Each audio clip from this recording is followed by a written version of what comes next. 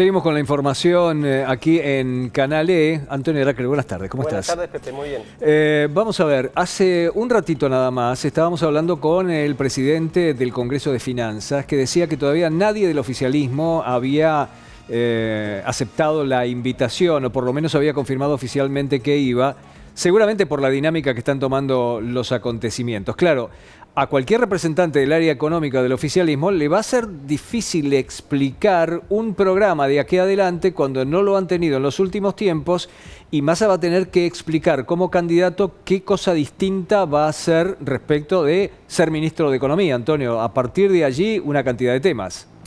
Y sí, empecemos por el hecho de que cuando vos analizás lo que viene haciendo Massa en los últimos 8 o 9 meses, no sé si tenemos la posibilidad de verlo en un gráfico en pantalla, pero la consultora Consultatio efectuó un análisis donde te muestra cómo evolucionó el gasto real de mayo a mayo, ¿no?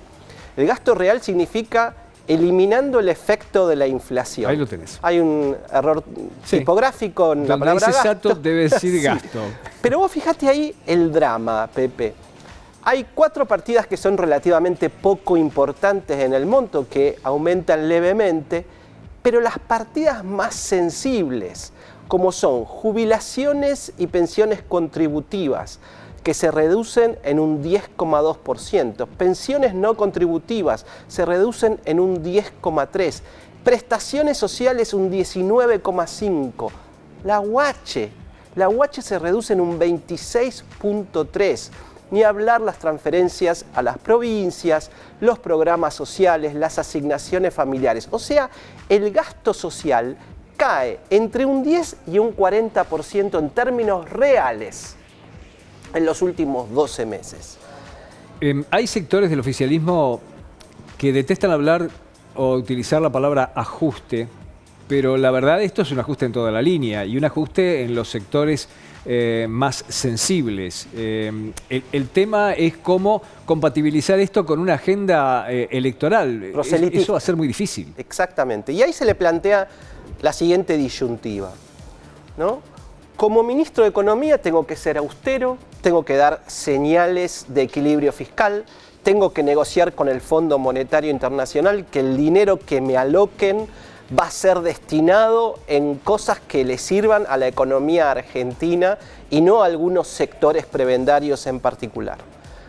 Como candidato necesito tener recursos para afilar los planes sociales, para generar bienestar económico, para aumentar los sueldos, pero los sueldos también en una buena proporción, alrededor de un 30%, es gasto público porque son puestos públicos.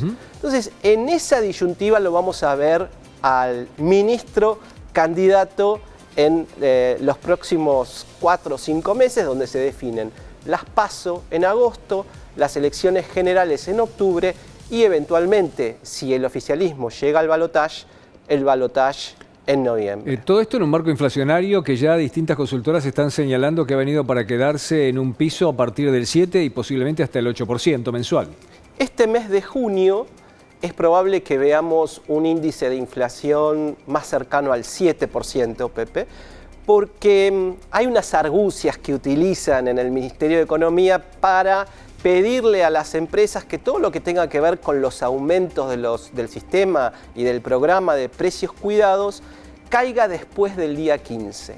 Y como el índice de inflación es un índice promedio, todo lo que aumenta después del 15 incide la mitad en el índice de inflación del mes. Entonces es posible que en el mes de junio, que conoceremos de acá en unos 15 días, tengamos nuevamente un índice un poco más bajo, pero está claro que al gobierno se le presenta esta disyuntiva de decir, ¿cómo le vamos a explicar a la gente qué vamos a hacer con la inflación? Porque la verdad es que desde que el ministro asumió en los últimos 8 o 9 meses, solo fue para arriba la inflación, particularmente ocurrió en los últimos meses, y no se conoce al día de hoy ninguna medida que contribuya a un descenso de ese índice de inflación.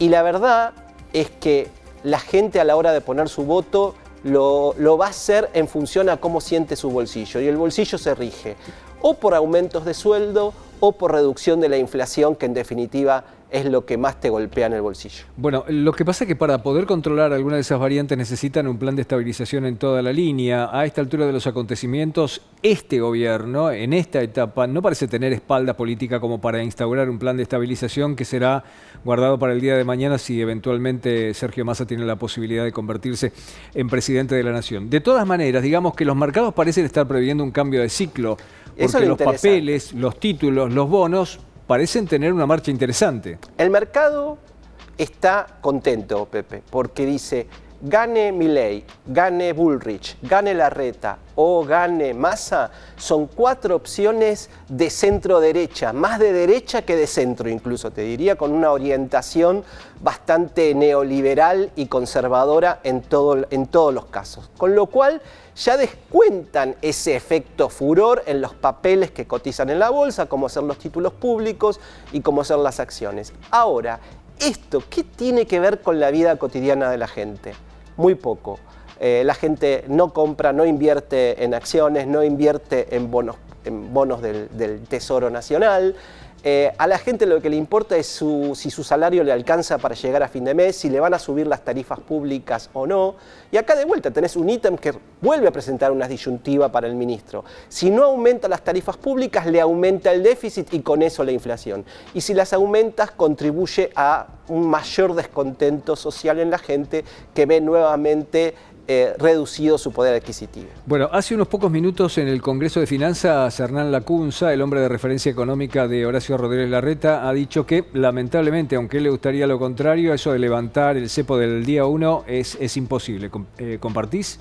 Y lo comparto porque en realidad les gusta hablar del cepo a la mayoría de los candidatos para no hablar del tema más complicado y más urticante, si querés, que es el tema de los pasivos remunerados, el tema de las LELIQs, el tema de toda esa montaña de pesos que todos los meses absorbe el Banco Central y que le paga una tasa para que no se vayan al dólar del 130, 140% anual efectiva, y eso termina siendo una promesa de emisión y una promesa de inflación futura insalvable. Con lo cual, vos levantás el cepo y automáticamente toda esa montaña de pesos se va al dólar. Una cosa está atada a la otra. Si los candidatos no explican qué van a hacer con esa montaña nominal de títulos en pesos, nunca van a poder explicar cómo van a hacer para levantar el cepo y que la Argentina empiece a ser un país normal.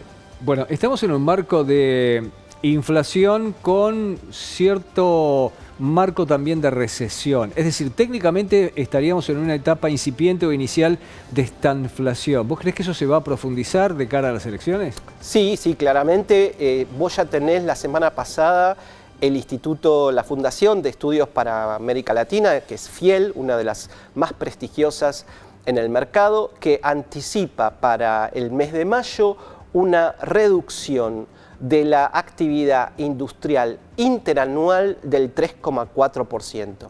Esto un poco se contrapone con algo que sacó el INDEC en la misma semana, pero del primer trimestre del año, en el cual todavía se insinuaba cierto crecimiento del PBI del 1,2% interanual. Pero FIEL lo tiene mucho más actualizado a mayo ese dato, y ya en mayo empezás a ver una merma de la actividad interanual, y cuando vos revisás las compras, los consumos, sobre todo lo que tiene que ver con alimentos, supermercados, ahí ves dos canales bien diferenciados. Las compras de los comercios de proximidad en el conurbano caen cerca del 15% en el último mes.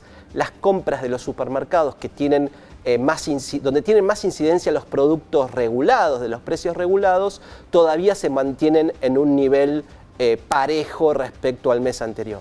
Es decir, la economía está empezando a dar muestras de enfriamiento, y lógicamente no puede ocurrir otra cosa en un contexto donde, debido a la sequía, los dólares han sido